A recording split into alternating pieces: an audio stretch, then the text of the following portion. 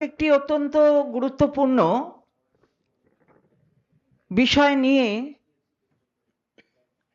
আমরা এখানে তৃণমূল কংগ্রেসের পক্ষ থেকে আমাদের মাননীয় কুণাল ঘোষ মহাশয় এবং আমি আপনাদের এখানে কিছু তথ্য দেব এবং আমাদের বক্তব্য দলের পক্ষ থেকে রাখব। আমাদের নিশ্চিত বিশ্বাস যে আপনাদের মাধ্যমে আমরা বাংলার মানুষকে এবং তার সাথে সারা ভারতের মানুষকেই জানাবো যে বাংলাকে কিভাবে বিপর্যস্ত করবার জন্য এই ধরনের কাজ মুখ্য নির্বাচন কমিশনের অফিস থেকে করা হচ্ছে।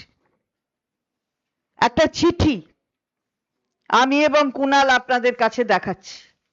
একটি চিঠি, তারিখটা একটু দেখবেন, 16ই ফেব্রুয়ারি, অর্থাৎ আজকে আমরা 16ই ফেব্রুয়ারি 2026-এ, চিঠিটিও 16ই ফেব্রুয়ারি 2026-এর। কে লিখছে? Election commission of India. নিচে কে লিখছে আছেন? তিনি আন্ডার সেক্রেটারি শক্তি শর্মা। তিনি যা ইনস্ট্রাকশন সেগুলো, অর্থাৎ নির্বাচনী আধিকারিকরা সেটাই আমাদের জানাচ্ছেন, যেটা নির্বাচন কমিশন থেকে তাদের বলা হয়েছে জানাতে। এবার দেখুন কি লেখা রয়েছে, আমি ইংরেজিটা পড়ি, তারপরে বাংলা অনুবাদটাও করব। যে লিখেছেন, I am directed to refer to a reference number so and so dated 21/1/2026. এটা কাকে লিখছে? To the chief electoral officer West Bengal. অর্থাৎ আমাদের এখানে যিনি চিফ ইলেকটোরাল অফিসার তাকে চিঠিটা লিখছেন under secretary election commission of ইন্ডিয়ার। লিখছেন যে I am directed to refer to a reference number so and so dated 21/1/2026 seeking clarification on the admissibility of the documents mentioned above. Mentioned above কি না? Clarification on admissibility of financial assistance sanction letters from PMAYG, IAY and Banglar Bari schemes as one of the documents under Special Intensive Revision SAR 2026 West Bengal. এটা হচ্ছে subject matter. তাহলে এই subject matter নিয়ে বলছে। Subject ম্যাটারটা কি না? Financial assistance, অর্থনৈতিক সহযোগিতা, যেটা পিএমএওয়াই তে অথবা আইএওয়াই তে অথবা বাংলার বাড়ি স্কিমে তার যে অর্থনৈতিক ভাবে যে সহযোগিতা করা হয় তার সার্টিফিকেট গ্রহণযোগ্য কিনা, এটা এখান থেকে সিইও তিনি জানতে চেয়েছেন, ক্লারিফিকেশন চেয়েছেন মুখ্য নির্বাচনী কমিশনের অফিসে, যেটা অবস্থিত দিল্লিতে, এরকম সবাই জানেন।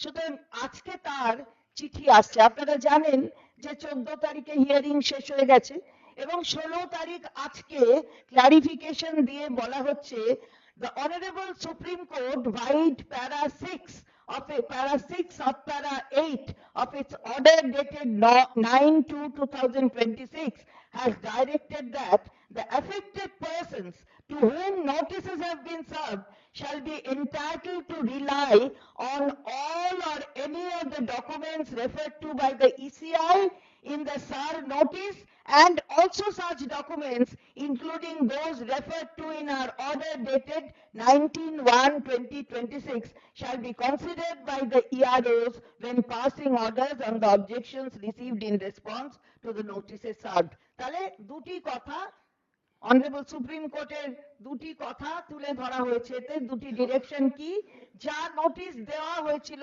সার প্রক্রিয়ার সময় ইলেকশন কমিশনের অফিস থেকে যে নোটিশ দেওয়া হয়েছিল তাতে যেগুলো বলা হয়েছিল সেই নথি এবং তার সাথে সুপ্রিম কোর্ট 19/1/2026 অর্থাৎ 19শে জানুয়ারি 2026-এ যে অর্ডার পাস করেছেন তাতে যে নথির কথা লেখা আছে সেই নথিগুলো নেওয়া হবে, এটা বলা হলো।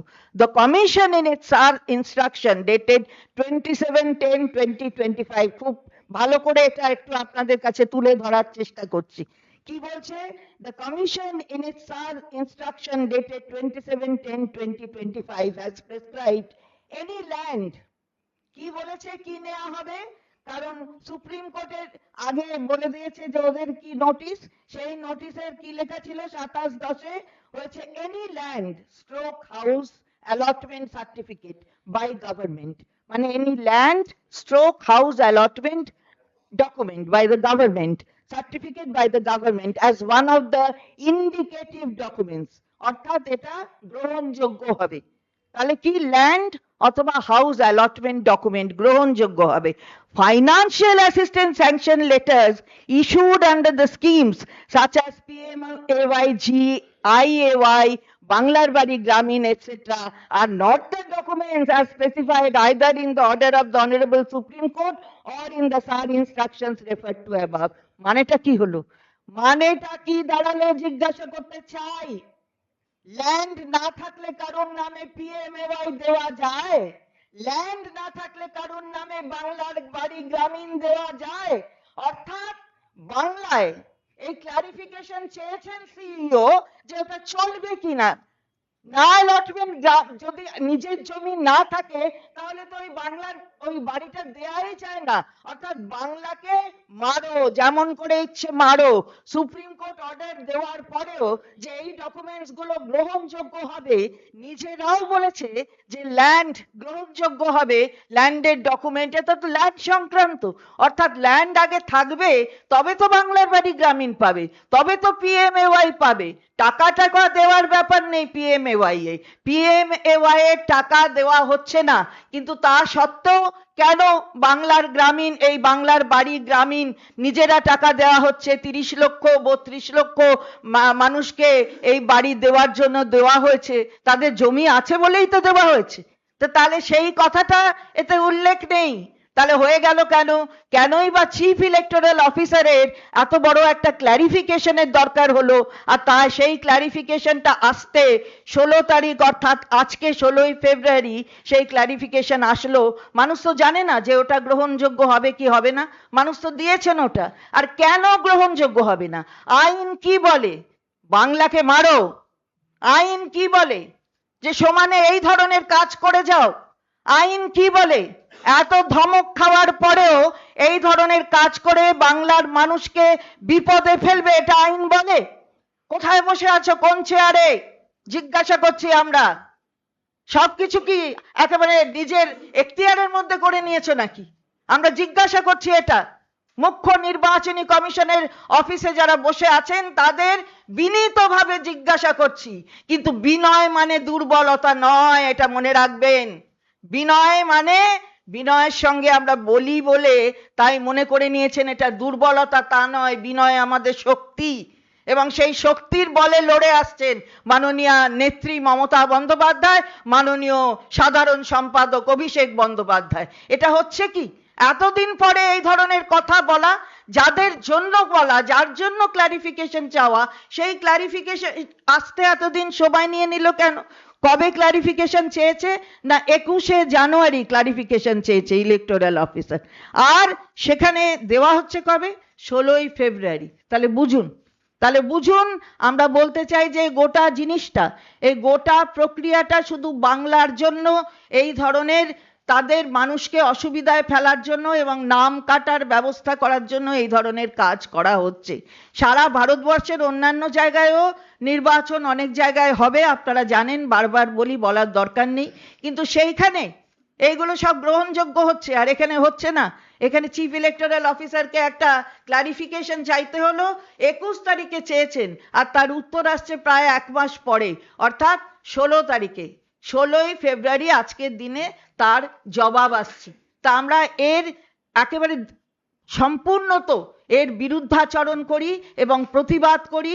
এটা অনারেবল সুপ্রিম কোর্টের যে অর্ডার, সেই অর্ডারটাকে অবমাননা করছে এবং আইনকে একটা বৃদ্ধাঙ্গুষ্টি দেখিয়ে খালি বাংলার মানুষের নাম কাটার জন্য।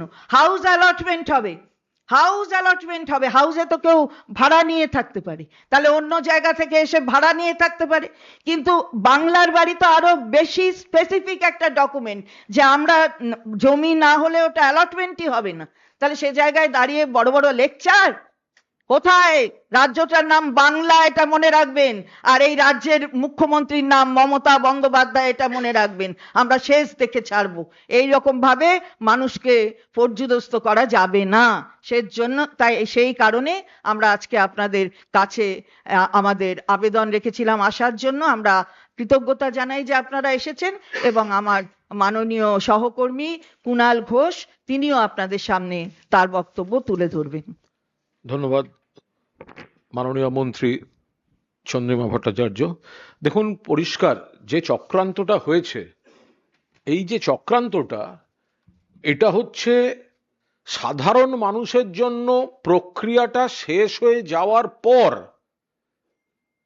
শেষ তারিখ পার হয়ে যাওয়ার পর, যখন কারুর কিছু করার নেই, তখন বিপুল সংখ্যক বৈধ ভোটারকে নাম বাদ দেওয়ার চক্রান্ত, বিপুল সংখ্যক বৈধ ভোটারের নাম বাদ দেওয়ার চক্রান্ত। প্রথম থেকে তো নিত্য নতুন ফতোয়া পাঠিয়েছেন। একটা এসআইআর হচ্ছে, তা আপনাদের গোড়ার থেকে তার টার্মস কন্ডিশনস লেখা থাকবে না মুখে মুখে, হোয়াটসঅ্যাপে? এটা কোন নীতিতে পড়ে? 14 তারিখ হিয়ারিং শেষ হয়ে গেছে, 14 তারিখ হিয়ারিং শেষ, লজিক্যাল ডিসক্রিপেন্সি হিয়ারিং শেষ, আনুষঙ্গিক হিয়ারিং শেষ, মানুষ যা যা দেওয়ার দিয়েছেন, যা যা আপলোড করার করেছেন। আজকে আপনারা 16 তারিখে বলছেন ওটা গ্রহণযোগ্য নয়। এটা কি করে পসিবল হতে পারে? কে আপনাদের অধিকার দিয়েছে শেষ দিন পার হয়ে যাওয়ার পর মানুষের ঘাড়ে এই বিপদটা চাপাবার? মাননীয় মন্ত্রী এটা ব্যাখ্যা করে বললেন, যে যে স্কিমগুলোতে ওরা বলছেন, সুপ্রিম কোর্ট পরিষ্কার যা যা বলেছেন তার মধ্যে এটা পড়ে, এবং তারপরেও পিএমএওয়াইজি, আইএওয়াই এবং বিশেষভাবে বাংলার বাড়ি, বাংলার বাড়ির টাকাটা একজন আর্থিক সাহায্যটা তখনই পেতে পারেন যখন তার নিজের জায়গা রয়েছে। সবচেয়ে বড় কথা, হিয়ারিং এর ডেট শেষ, হিয়ারিং প্রসেস শেষ, মানুষ যার যার তথ্য বৈধভাবে আছে সুপ্রিম কোর্ট অনুমোদিত সেগুলো আপলোড করে দিয়েছেন, তারপরে আপনারা বলছেন ওটা চলবে না। কতগুলো মানুষকে কেন বিপদে ফেলছেন? তৃণমূল কংগ্রেস মমতা বন্দ্যোপাধ্যায়ের নেতৃত্বে, অভিষেক বন্দ্যোপাধ্যায়ের সেনাপতিত্বে এত বড় চক্রান্তের কড়া বিরোধিতা করবে। আপনারা এই নোটিশ অনৈতিক এবং অবৈধ। আপনাদের যদি ক্ষমতা থাকতো এই নোটিশটা হিয়ারিং চলাকালীন দিলেন না কেন? হিয়ারিং চলাকালীন নোটিশটা দিলেন না কেন? তাহলে কোনো মানুষ এটাও দিতেন, আর একটাও দিতেন, কিছু দিতেন। আপনারা সব দরজা জানলা বন্ধ করে পেছনের দরজা দিয়ে ডাকাতি করার মতো খিড়কির দরজা দিয়ে ঢোকার চেষ্টা করেছেন, ব্যাকডোর দিয়ে ঢোকার চেষ্টা করেছেন। যতক্ষণে ডেট ওভার হয়ে গেছে আপনি তারপর বলছেন এই ডকুমেন্ট চলবে না। অর্থাৎ বিপুল সংখ্যক মানুষ যাদের নিজের জায়গা আছে, সেই জায়গার উপর বাড়ি তোলার জন্য সরকারের কাছ থেকে সহায়তা পত্র যা যা নথি পাওয়া দরকার পেয়েছেন, সেগুলো আপলোডও করেছেন। আজকে আর তাদের নতুন করে কিছু দেওয়ার নেই। আজকে তাদের জন্য একটা বড় দরজা বন্ধ করার খেলা খেলছে নির্বাচন কমিশন। বিজেপির দালাল এজেন্ট দলদাস বিজেপির কথায় কোটি কোটি ভোটার বাদ দিতে না পেরে, বিজেপির অ্যাসাইনমেন্ট পালন করতে না পেরে, বিজেপির দলদাস তারা এই ব্যাকডোর দিয়ে এখন শেষের পর, হিয়ারিং প্রসেস শেষ হয়ে যাওয়ার পর, তারপরে ওরা বলছেন এই ডকুমেন্ট চলবে না। এবার ভাবুন, কেউ দিয়েছে, এবার ওই কারণ দেখিয়ে তাদের নাম যদি বাদ দিতে যায়, কত বড় অবিচার হবে।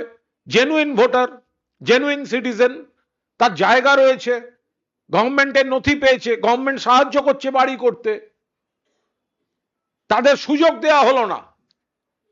ভারতীয় বিচার ব্যবস্থাতেও অভিযুক্তকে কথা বলার সুযোগ দেওয়া হয়, আর এই নির্বাচন কমিশন বিজেপির দালাল, বিজেপির এজেন্ট, অন্য কোনো তালে আছে। রিটায়ারমেন্টের পর এই সরকার দেখবেন কোন রাজকীয় পদে বসাতে যাচ্ছে, নইলে এত বড় অনৈতিক কাজ কেউ করতে পারে না যে লাস্ট ডেট পার হয়ে যাওয়ার পর তখন তুমি বলছো এগুলো চলবে না, যেখানে এইগুলো সম্পূর্ণভাবে বৈধ। এই গোটা বিষয়টা আজ 16ই ফেব্রুয়ারি যেহেতু তারা করেছেন, হিয়ারিং বন্ধ হয়ে যাওয়ার পর বহু মানুষকে বিপদে ফেলার চেষ্টা করেছেন, অনৈতিক কাজ করেছেন, অবৈধ কাজ করেছেন, তৃণমূল কংগ্রেস তার প্রতিবাদ জানাচ্ছে। আমরা এখান থেকে জানালাম, আর মাননীয় মুখ্যমন্ত্রী মমতা বন্দ্যোপাধ্যায় এবং আমাদের সর্বভারতীয় সাধারণ সম্পাদক অভিষেক বন্দ্যোপাধ্যায়ের নেতৃত্বে আর কি ভাবে বিষয়টা নিয়ে এই প্রতিবাদ বা প্রসেস চালানো যায় সেটা তৃণমূল কংগ্রেস খতিয়ে দেখছে।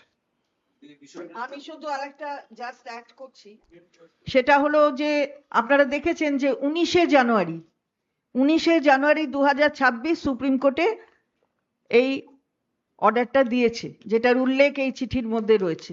তো 19শে জানুয়ারি ওরা জানতো না, নির্বাচন কমিশন তারা জানতো না যে PMAY আছে, বাংলা গ্রামীণ, বাংলা বাড়ি গ্রামীণ আছে, সেই ক্লারিফিকেশনটা তো সেখান থেকেই নেওয়ার কথা। তাই তো হয়ে থাকে, ওরা কি বিশেষ কোনো লোক নাকি?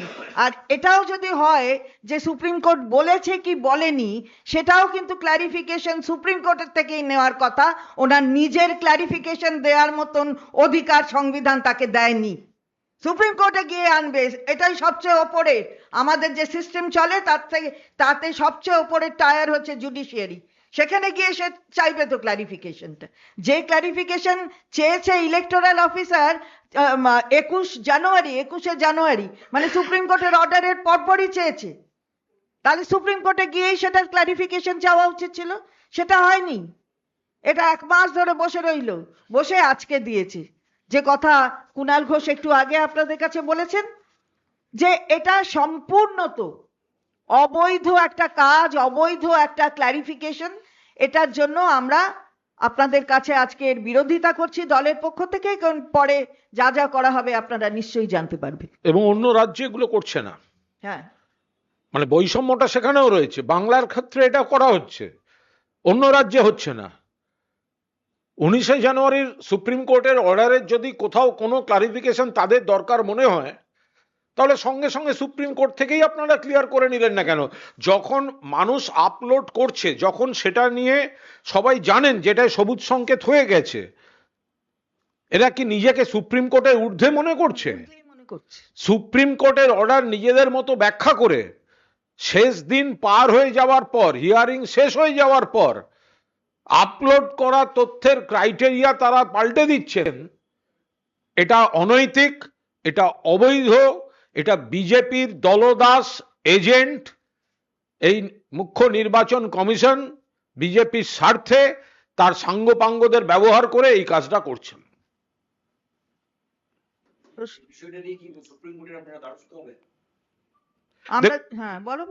দেখুন, এই বিষয়টা আজকেই সবে হয়েছে, এর সমস্ত আইনি দিক দলের শীর্ষ নেতৃত্ব খতিয়ে দেখছেন।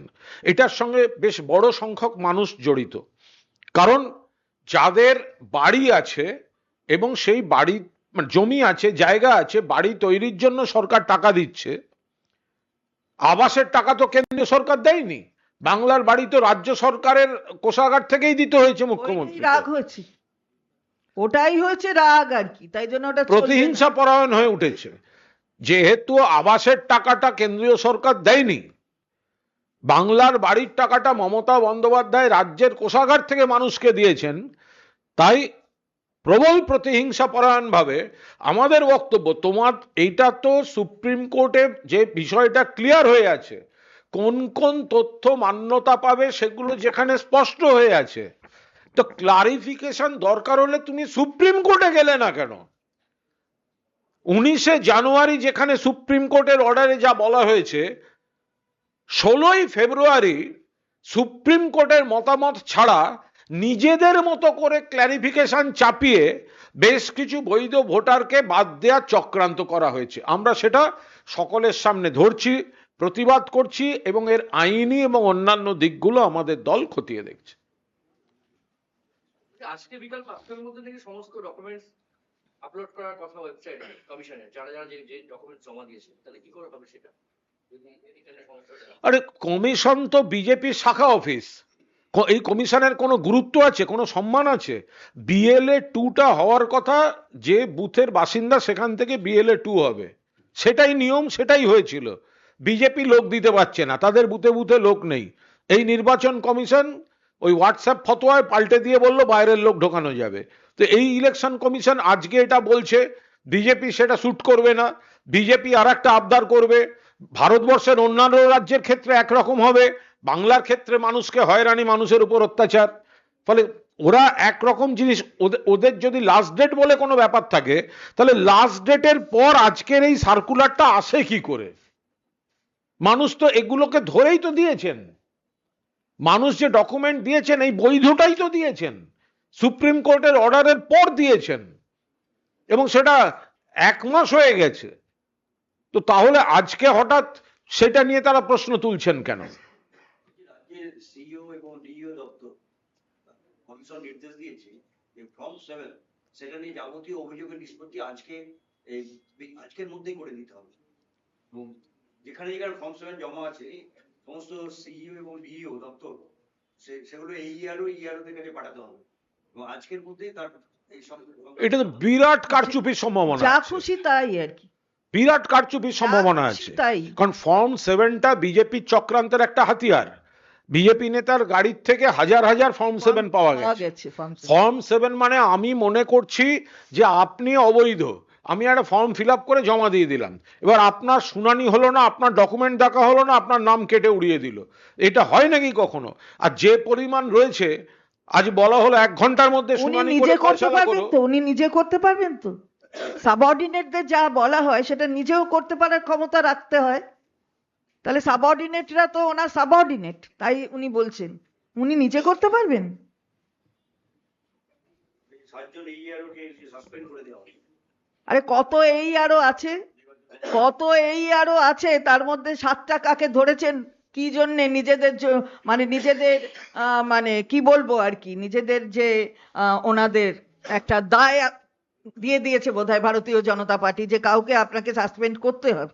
তাই কতগুলো এই আরো আছে, ইআরও কত, সব সাব ডিভিশনে এতে সব জায়গায় ইআরও আছে, তাদের আন্ডারে ইআরও আছে, তার থেকে ধরেছে 7টাকে। তাহলে বুঝুন, এত খোঁজ পাতি হলো, এত গুড়গুড় গুড়গুড় গুড়গুড় গুড়গুড় হলো, আসতে যাচ্ছে হলো, তারপর পেলো 7টা।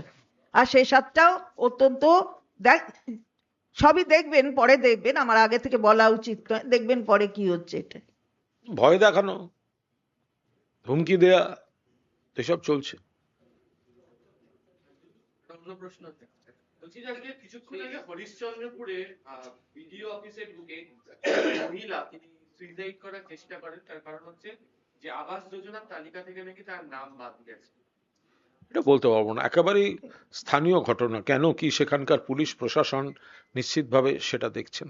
সীমান্তবর্তী এলাকাগুলো বাংলাদেশে, সেখানে জামাতের আধিপত্য এবং শুভেন্দু অধিকারী বলছেন 26-এর নির্বাচনে এটা বড় ফ্যাক্টর হবে পশ্চিমবঙ্গে। এটা সম্পূর্ণ অন্য দেশের বিষয়, অন্য রাষ্ট্র, তার কোন এলাকায় কারা জিতেছে তার বিশ্লেষণ করাটা এই মুহূর্তে আমাদের কাজ হতে পারে না। সবচেয়ে বড় কথা, সীমান্তটা, শুভেন্দু অধিকারী যে বড় বড় কথা বলছেন, সীমান্তটা ওটা তো অমিত শাহের বিএসএফ এর দায়িত্বে, হোম মিনিস্ট্রির দায়িত্বে। সীমান্ত সংক্রান্ত কোনো কথা বলতে হলে হোম মিনিস্ট্রিকে বলুন, অমিত শাহকে বলুন। তারা তো আগে ছিল বর্ডার লাইন থেকে 15 কিলোমিটার, এখন তো 50 কিলোমিটার করেছে আইন সংশোধন করে। তো তাহলে শুভেন্দু অধিকারী আর বিজেপি নেতারা বড় বড় কথা বলছেন কেন? বর্ডার এবং বর্ডার থেকে 50 কিলোমিটার যাতে কোনো বাইরের লোক না ঢুকতে পারে, সে দায়িত্ব তো তাদের। যদি কোথাও একজনও ঢোকে, তার গাফিলতির ব্যর্থতার দায় অমিত শাহের। এসএফআই এর প্রাক্তন রাজ্য সভাপতি অতীকুর রহমান তিনি দলের যাবতীয় পদ আমাকে প্রাথমিক সদস্য পদ থেকে বদতে মানে জল্পনা চলছে যে তৃণমূলের বিরুদ্ধে সেলিমের সাথে তীব্র বিরোধ তৈরি হয়েছে। কে সেলিমের সাথে তার তীব্র বিরোধ তৈরি হয়। এটা সম্পূর্ণ তাদের ব্যাপার। এটা একটা সিপিএম একটা আলাদা দল, তো সিপিএম এর মধ্যে কে কেন ইস্তফা দিয়েছে ওটা কি ব্যাপারে এইটা নিয়ে আমরা কোনো কথা বলবো না। সিপিএম বিজেপির কাছে আত্মসমর্পণ করেছে। বিজেপির দুটো হচ্ছে আত্মা, একটা আরএসএস আর একটা সিপিএম। সিপিএম কে তাদের নিচের লোকদের শেখায় ভোট তোমরা মিছিল মিটিং করো সিপিএম এর, আর ভোটটা গিয়ে বিজেপিকে দাও। সেই কারণেই তো বিজেপির কিছু ভোট বেড়েছিল আর সিপিএম এর ভোটটা কমে গেছে। তো এই সব দেউলিয়াপনা চলছে। সিপিএম এ কিছু একটা অংশ বায়োলজিক্যাল ফেরেববাজ সিপিএম, এর ওর বাড়ি ঘুরছে, এর বাড়ি ওর হোটেল, মানে অনৈতিক জোট, অন্ধ তৃণমূল বিরোধিতা থেকে বাংলার ক্ষতি করছে, বাংলার কুৎসা করছে, নিজেদের মধ্যে তারা ওই ধরনের কাণ্ড কারখানা করছে। তাতে যদি তাদের নিজেদের মধ্যেই প্রতিবাদ উঠছে এটা তো বোঝা যাচ্ছে, তারা নিজেরাই একমত হতে পারছে না সেটা তো বোঝা যাচ্ছে। বাকি প্রতিকুর বাবু বা কেউ তারা কি বলছেন তাদের ব্যাপার। বলছি মোহাম্মদ সেলিম হুমায়ুন কবিরের সঙ্গে মিটিং করলেন হোটেলে গিয়ে। আজকে হুমায়ুন কবির জানিয়েছেন বামেদের সঙ্গে জোট করবে না, বামেদের সাথে জোটে যাবে। না না, ওই ভ্যালেন্টাইন্স উইক চলছিল তো সেই সময়টা মোহাম্মদ সেলিমের মধ্যে এর মন জানতে চাই, ওর বাড়ি যেতে চাই, এরকম একটা কিরকম একটা উস্কুসানি কাজ করেছে। তার মানে এই নয় যে সেগুলো সমস্ত ম্যাচিওর করবে। তো এখন হুমায়ুন কবিরের কাছে উনি গেছিলেন, হোটেলে টোটেলে সব গেছিলেন। এখন হুমায়ুন আবার যদি বলে থাকেন জোট করবেন না, সে তো এতে তো প্রেমে প্রত্যাখ্যান। বামফ্রন্ট এবং কংগ্রেসের সঙ্গে জোটের কোনো প্রশ্ন নেই, কিন্তু ব্যক্তিগতভাবে সেলিম বাবু এবং অধীর বাবু মুর্শিদাবাদে দাঁড়ালে তিনি সমর্থন করবেন। দেখুন এই এর সীমা আছে। আরে হুমায়ুন কবির তাকে নিয়ে রোজ তিনি কি বলবেন আর তার তাদের উত্তর দেয়া, উত্তর দিতে হবে, মানে মহান করে দিচ্ছেন আপনারা। এটা কোনো ইয়ে না, এটা এটা একটা রিলিফ। যে ব্যক্তি 2019 সালে বিজেপি জিন্দাবাদ নরেন্দ্র মোদী জিন্দাবাদ বলে লোকসভায় মুর্শিদাবাদ কেন্দ্রে বিজেপির প্রার্থী হলেন, যে বিজেপি বলেছিল এক ধাক্কা অর দো বাবরি মসজিদ তোড় দো, বাবরি ভেঙেছিল, তিনি আজকে বাবরির প্রতি শ্রদ্ধা দেখাতে যাচ্ছেন, মানুষকে বিভ্রান্ত করছেন। তো বোঝাই যাচ্ছে সব বিজেপির সব খেলা। আর সেলিম বা অধীর চৌধুরী তাদের ওনাদের সঙ্গে সব ওনাদের ব্যাপার থাকলে এগুলো যে সব পৃথিবীর অতৃপ্ত আত্মা কাছাকাছি ঘুরঘুর করছে সবাই জানে, মানুষ কোনো গুরুত্ব দিচ্ছেন না। বিজেপিকে হারাতে গেলে প্রত্যেকটা ভোট মমতা ব্যানার্জির প্রার্থীদের। কারুর কোনো বিভ্রান্তিতে যদি একটা ভোটও কেউ অন্যদিকে দেন, জেনে রাখবেন আপনি বিজেপির পাতা ফাঁদে পা দিচ্ছেন, আপনাকে বিভ্রান্ত করা হচ্ছে, ঘুরিয়ে লাভটা হচ্ছে বিজেপির। বলছি যে অধীরকে জেতাবেন উনি, দুর্বলতা অধীরের মধ্যে প্রকাশ পাচ্ছে। করুক। বলছে মমতা বন্দ্যোপাধ্যায়ের বিরুদ্ধে প্রার্থী দেবো, মৌসুম রুলের বিরুদ্ধে প্রার্থী দেবো, কিন্তু অধীর চৌধুরীকে আমি জেতাতে চাচ্ছি। দেখুন আমার মনে হয় ওনার পরবর্তী নির্বাচনে রাষ্ট্রসংঘে মহাসচিবের পদে লড়া উচিত। ওনার এই যে ক্রমশ একটা আমি উন্নতি দেখতে পাচ্ছি হুমায়ুন কবিরের, যে ছোটখাটো কেন ভাবছেন, রাষ্ট্রসংঘে মহাসচিবের পদে গিয়ে লড়ুন, একটা আন্তর্জাতিক প্রচার টোচার পাবেন। ওই তো 31টা লোক নিয়ে মোটর বাইকে গেছেন, তার মধ্যে 14টা পুলিশ। বলছি অমিত শাহ আসছেন বুধবার, যদি কোনো রাজনৈতিক কর্মসূচি হয় মায়াপুর যাবেন, কিভাবে দেখছেন? কিছুভাবেই দেখছি না। ভোট আসা মানেই অমিত শাহ নরেন্দ্র মোদী এদের ডেলি প্যাসেঞ্জারি, তো ওনারা আসবেন যাবেন, ঘন ঘন আসবেন ঘন ঘন যাবেন, ভোট হয়ে যাবে রেজাল্ট বেরোবে তারপর আর আসবেন না। এ তো আমাদের দেখে অভ্যাস। এর বাংলায় ওনাদের যাতায়াতের কোনো প্রভাব, কোনো বাংলা রাজনীতি উন্নয়ন মানুষের সঙ্গে তাদের সম্পর্কও নেই, প্রভাবও নেই। বর্তমানে নাতনঘাটের বাসিন্দা এক মহিলা পরিযায়ী শ্রমিক হিসাবে আহমেদাবাদে কাজ করতে গেছিলেন, তার অস্বাভাবিক মৃত্যু হয়েছে। এই আবার পরিযায়ী শ্রমিকের মৃত্যু গুজরাটে। আমরা তো বারবার বলছি যে যারা কাজ করতে যাচ্ছেন তারা যদি বাংলার থেকে হন, বাংলায় কথা বলেন, তাহলে তাদের অস্বাভাবিক মৃত্যু হচ্ছে, এবং সে মৃত্যুর কারণ খতিয়ে দেখার জন্য সঠিক উদ্যোগ নেওয়া হচ্ছে না, যেটা আমাদের মাননীয় নেত্রীও বারবার বলেছেন, মাননীয় সাংসদও বারবার বলেছেন। মহিলাদের ওপর অত্যাচার, এদিকে খুব মহিলাদের খুব নাকি তাদের শ্রদ্ধা, তাদের প্রতি স্নেহ ভালোবাসা, আর দেখা যাচ্ছে আন্তর্জাতিক নারী দিবস আসছে, তার আগে মহিলাদের ওপর এই ধরনের অত্যাচার, তাদের শিকার হওয়া মহিলাদের শিকার হচ্ছে, এবং সেটাও গুজরাটের মতন জায়গায়। সেখানে এই অত্যাচার চলছে। তো আমরা তো বারবার এই কথা বলছি, বাঙালি, বাংলা সবের বিরুদ্ধে ওদের বিদ্বেষ। সুতরাং এই বিদ্বেষের ফলে এতগুলো মানুষকে প্রাণ দিতে হয়েছে। বলছি যুবসাথী প্রকল্পে একদিনে 8 লক্ষ আবেদনকারী সংখ্যা এসেছে। এটা নিয়ে বিরোধীরা বলছেন যে এটা এ রাজ্যে যে কর্মসংস্থান নেই সেটাই আরো একবার ফুটিয়ে তুলছে। সম্পূর্ণ ভিত্তিহীন কথা বলছেন। বিরোধীদের এসব কথা বলার কোনো অধিকারই নেই। 2014 সালে নরেন্দ্র মোদী ক্ষমতায় আসার আগে বিজেপি বলেছিল বছরে 2 কোটি চাকরি। তাহলে 12 বছরে তো 24 কোটি চাকরি হয়। 24 কোটি চাকরি কোথায় গেল বিজেপি? আপনার পাড়ার লোককে জিজ্ঞাসা করুন, কোনো কেন্দ্রীয় সরকারের চাকরি নেই, কোনো জায়গায় নেই, কোনোদিন শুনিই না। উল্টে বেকার বেড়ে গেছে। কারণ কেন্দ্রীয় সরকারের জন্য দেশে শিল্পের অবস্থা খারাপ, কৃষির অবস্থা খারাপ, বেকারের সংখ্যা বেড়ে গেছে। সারা ভারতবর্ষে বেকারত্ব বাড়ছে, কর্মসংস্থান কমছে। আর পশ্চিমবঙ্গে কর্মসংস্থানের হার বাড়ছে। এখানে বড় শিল্পে চাকরি হচ্ছে, মেধাভিত্তিক শিল্পে চাকরি হচ্ছে, তথ্য প্রযুক্তি শিল্পে চাকরি হচ্ছে, মাঝারি শিল্পে চাকরি হচ্ছে, স্বনির্ভর গোষ্ঠী হস্ত কুটির শিল্পে কর্মসংস্থান বাড়ছে। পাশাপাশি মমতা বন্দ্যোপাধ্যায় এই যুব সমাজকে যতদিন না চাকরিটা পাচ্ছে, তাদের অনেক খরচা থাকে, চাকরি, ফর্ম ফিল আপ, ইন্টারভিউ ইত্যাদি, অভিভাবকের মতো এই সরকার পাশে দাঁড়িয়েছে। তো এইটা, আর বিজেপি আর এদের মাথা খারাপ হয়ে গেছে এখন তো, সেই জন্য। আর ওদের তো অভ্যাস হচ্ছে, কি প্রথমে না বলবে বলবে, তাই পাচ্ছে না। প্রথমে কুৎসা করবে, তারপরে ওদের রাজ্যগুলোই এগুলো নকল করবে। তো সুতরাং ওরা এইগুলো করতে যায় কেন? আর একটা কথা হচ্ছে যে ওই এবারে ইলেকশনের পর হয়ে টয়ে গেলে ওনাদের অনেককে দেখা যাবে, অনেক বাড়ির লোককে দেখা যাবে ওই লাইনে।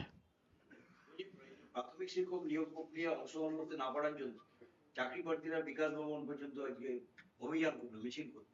আপার প্রাইমারিরাও তারাও মিছিল করেছে।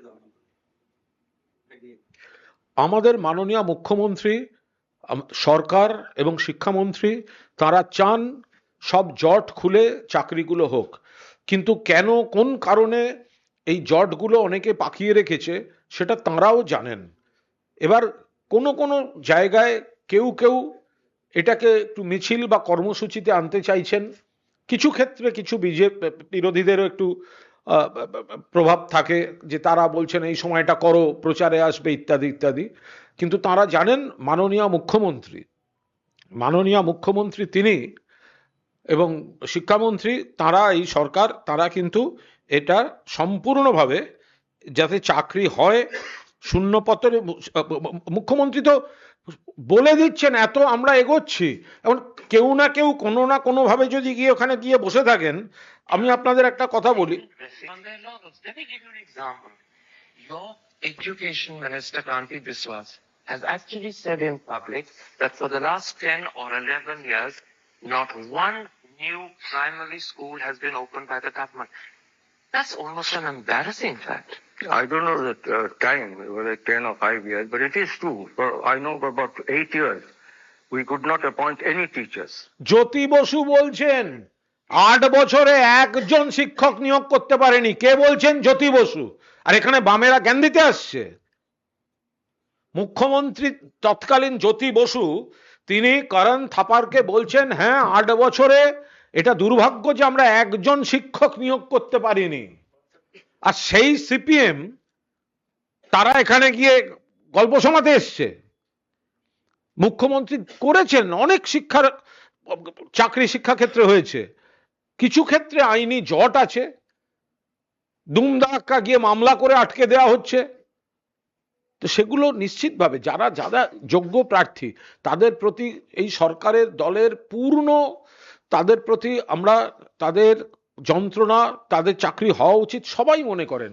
কিন্তু জটটা যারা আপনাদের চোখে জল ফেলিয়ে যারা রাজনীতি করতে চাইছে, সেই বিরোধী আইনজীবীদের রাজনীতির ফাঁদে পা দেবেন না। Ma'am, I have two questions. One, the former media advisor to then Prime Minister Sanjay Baru has pushed for Chief Minister Mamata Banerjee as the leader and face of the India bloc. How does the Trinamool Congress see this? And the second, we have been seeing football in the Bangla Juboshati camps that are being organized in the 294 constituencies. The opposition is saying this highlights the number of unemployed youth in the state who are lining up for this scheme. What are the benefits that the government sees through this scheme, whether it will electorally impact TMC or not? Let me first answer your first question. Every prudent person, he or she, will obviously admit that our Honorable Chief Minister is the only face which can solve the problems of the nation and which can give relief to the people at large of this nation. I have time and again said that our nation is a welfare state, and welfare state, there one has to look after the welfare of the people. So here is the Chief Minister of Bengal, who is always a visionary in this section. Therefore, each and every prudent person will obviously admit that she is the face, and that is what has been done. So we thank him. Obviously, we thank him. And so far as your second question is concerned, it has already been answered by my colleague Kunal Ghosh. Now, unemployment. Who says about this? Who says? They had promised that they would be giving 2 crores job to the people of the nation. Now 12 years have passed. There should have been 24 crores job. Have they given, or they have answered why they have not been able to give? What are the industries which have come? Rather, we see that nationalized section is being actually passed over to the private sector. So, when they say Atmanirbhar Bharat, but they give it in the hands of the private sector. Now, so far as this Juboshati is concerned, it's an unique program. This is for the youth section, and this is what has troubled them. You know, to this budget, we had focused on each and every sector, and this has troubled actually the Bharatiya Janata Party and their leaders. So this is what they have done. Here what is being done by the Juboshati scheme. Juboshati scheme, we are actually giving financial assistance. It's not something only to cover up the unemployment. It's not a question of unemployment. Think about a student who has passed Madhyamik. This is the basic requirement for getting into the Juboshati scheme. So a student has passed Madhyamik. Now he will go for further studies. While going or taking admission to a college, he has to take bank loan.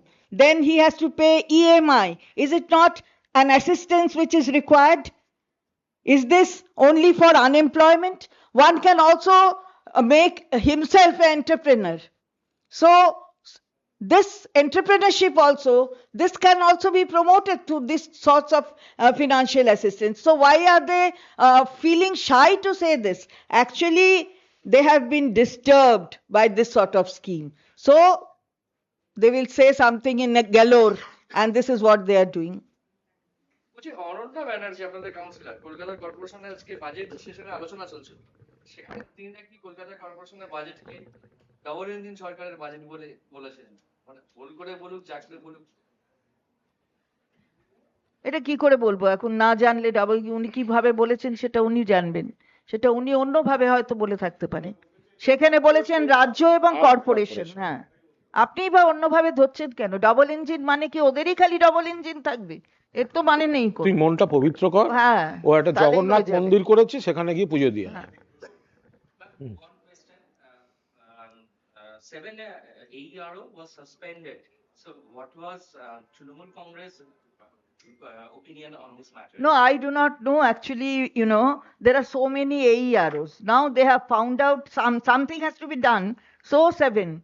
Now investigation will go on because they have been suspended. That means there has to be a preliminary inquiry, and that inquiry will come to an end and something will be the result. So we will see the results, you will also see the results, but the number is only 7. So a hue and cry, that is not required. Here there are so many AEROs, so many EROs, they have found out 7. Because they have to do something, they have done. That is why. That is what is actually we are, this is coming to surface, that they have to do something. So they are doing. Is it made by any intentional? That future you will, I am not a astrologer, I can't say. Now you will find in the future what is being done. But obviously there is something which is behind the veil and playing behind their mind. যখন যুবসাথী চলছে তখন কাল থেকে BJP যুব মোর্চাটা কর্মসূচি নিয়ে রাস্তায় নামছে আড্ডা, সেটা চলবে হচ্ছে 25 তারিখ পর্যন্ত। প্রত্যেকটা বিধানসভায় 30টা জায়গায় 20 থেকে 25 জন মোর্চার কর্মী চা চক্রের আয়োজন। আর কত চা খাবে একটা পরিষ্কার কথা বলছি, যাদের বিএলএ 2 দিতে পারে না তাদের এই সমস্ত কর্মসূচি হচ্ছে গরুর গাড়ির হেডলাইট। ফলে আপনারা ওই নিয়ে ব্যস্ত থাকতে পারেন, ওগুলোর ওই ঘোষণা পর্যন্তই হয়, তারপর সেগুলোকে আর কোনো এলাকায় বিএলএ 2 দিতে পারে না বুথ থেকে, তা আড্ডাটা কে মারতে যাবে? যারা বিএলএ 2 দিতে পারে না, ইলেকশন কমিশনকে দিয়ে বাইরের লোকের এন্ট্রি সিকিউর করতে হয়, তারা বলছে সব এলাকায়, তাদের যদি সব এলাকায় 4টে ছেলেও থাকতো তাহলে তো বিএলএটা অন্তত একজন দিতে পারতো। যেসব বুথে 1 পিস লোক নেই বলছে আড্ডা করবো। তৃণমূলের বিরুদ্ধে রাজ্য জুড়ে বিধানসভা ভিত্তিক চার্জশিট কার? উফ কলকাতা বিধানসভা, উফ বাবা উফ, উত্তর কলকাতা বিধানসভা নিয়ে চার্জশিট দিচ্ছে, কেয়াবল দক্ষিণ কলকাতা বিধানসভা। এই যে কর্মসূচিটাকে আপনি কিভাবে দেখছেন? কোনোভাবেই দেখছি না। আমাদের বাংলায় কয়েকটা দেখবে ওই আছে, কিছু ভালো বইয়ের সংকলন আছে, শতবর্ষের সেরা হাসির গল্প বা এইরকম ধরনের নানা রকম থাকে বিভিন্ন, কোনোটা থাকে ভূতের গল্প, কোনোটা হাসির গল্প, এগুলো সবকটাই বিজেপির ক্ষেত্রে প্রযোজ্য কিন্তু। তো ফলে ওদের ওই ধরনের কিছু উপাদান দিচ্ছে। বিজেপি আগে নিজেরা বাংলার জন্য কি করেছে কেন্দ্রীয় সরকার মানুষ দিয়ে দিয়েছে বারবার, সেটার কৈফিয়ত দিক, কেন বাংলার টাকা দেয়নি? এখানে চন্দ্রিমাদি স্বয়ং বসে রয়েছেন, কত টাকা ওনাদের বাকি। মাননীয় মুখ্যমন্ত্রীর নেতৃত্বে যে সরকার চলছে তার অর্থমন্ত্রী এখানে। তো বিজেপি এক হচ্ছে টাকা দেবে না, 100 দিনের না, আবাসের না, মোট পাওনা 1,96,000 কোটি টাকা দেবে না, বাংলাকে কলুষিত করবে, বাংলাকে এজেন্সি পাঠাবে, বাংলার বদনাম করবে, কখনো সিবিআই ইডি এনআইএ, কখনো হচ্ছে ওই বিভিন্ন কমিটি কমিশন বদনাম করবে। এরপরে আরম্ভ হয়েছে বাংলা ভাষাকে অপমান, বাংলার মনীষীদের অপমান, বাংলা ভাষা বললে অন্য রাজ্যে পিটিয়ে মারছে, বাংলাদেশে পাঠিয়ে দিচ্ছে। এবার একেবারে বাংলার মানুষের অস্তিত্বের শিকড় ভোটার লিস্ট থেকে তুলে দেওয়ার জন্য চেষ্টা করছে। ওদের চার্জশিট কি জিনিস, বিজেপিকে এবারের আসন্ন নির্বাচনে বাংলার মানুষ ভরপুর বুঝিয়ে দেবে। 30 পার হবে না। অপোজিশন লিডার পোস্টটা পাওয়ার জন্য যে সংখ্যাটা দরকার হয়, এবারে ভোটের পর মুখ্যমন্ত্রী মমতা বন্দ্যোপাধ্যায়ই থাকবেন, কিন্তু বিরোধী দলনেতা বলে কোনো পদ থাকবে না, কারণ বিজেপি সেই পদরা সংখ্যাটা এসে পৌঁছবে না।